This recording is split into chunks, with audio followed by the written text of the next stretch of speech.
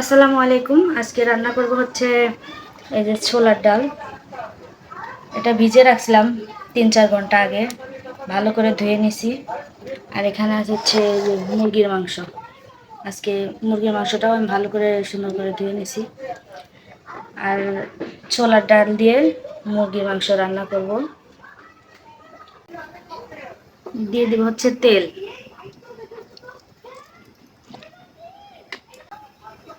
আস্ত জিরা,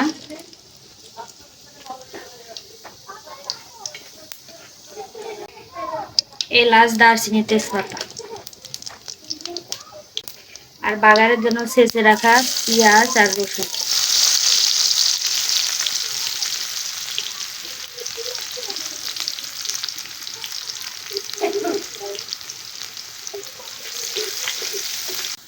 আর পেঁয়াজ আর রসুনটা লাল লাল ভাজা হয়ে গেছে। এখন অন্য মশলা বাটা দিয়ে দিব।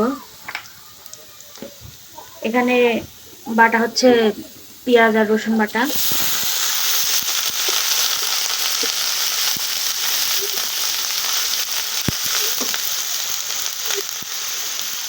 আদা বাটা, জিরা বাটা।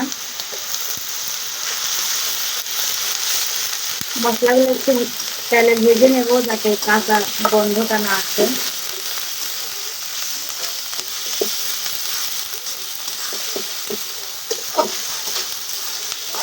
মশলাটা ভাজা হয়ে গেছে, এখন হালকা একটু পানি দিয়ে দেবো।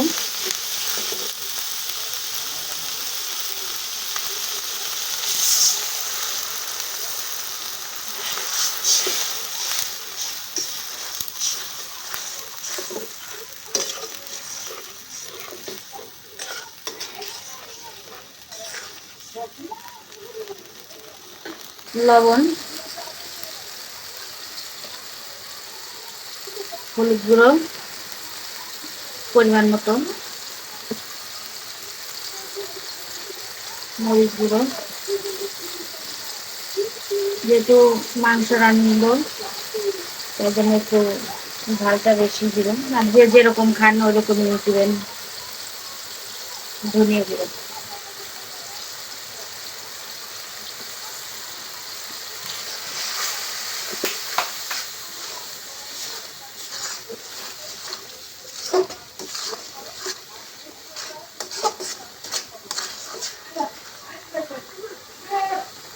মশলাটা ভালো করে কষানো হয়ে গেছে। এখন দিয়ে দিব হচ্ছে মুরগির মাংস।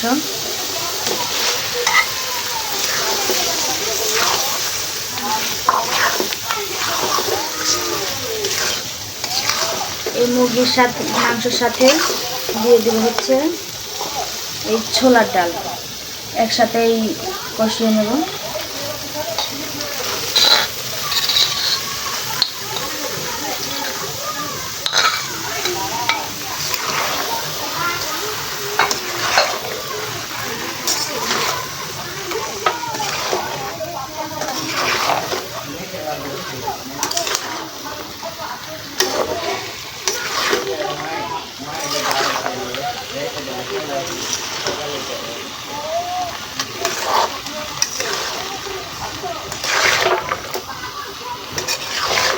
আমি ছোলার ডাল আর মুরগির মাংসটা ভালো করে মিশিয়ে নিচ্ছি মশলার সাথে।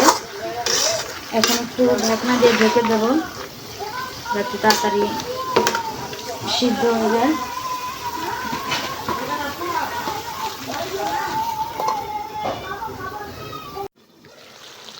এখানে আমার মুরগির মাংস আর ছোলার ডাল ভালোভাবে কষানো হয়ে গেছে।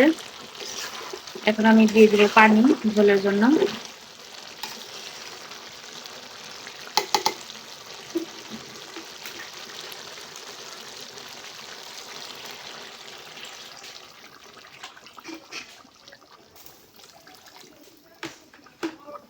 পরিমাণ মতো পানি দিয়ে দিলাম।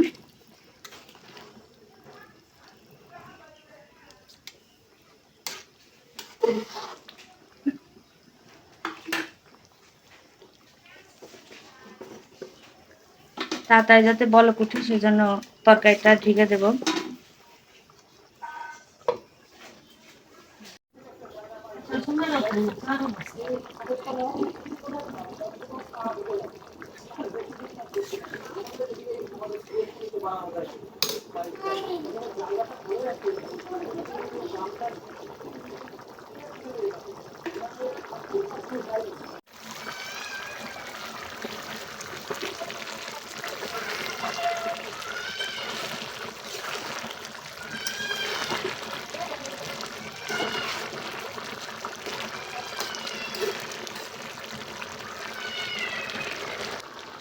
হয়ে গেছে আমার মুরগির মাংস দিয়ে ছোলার ডাল রান্না।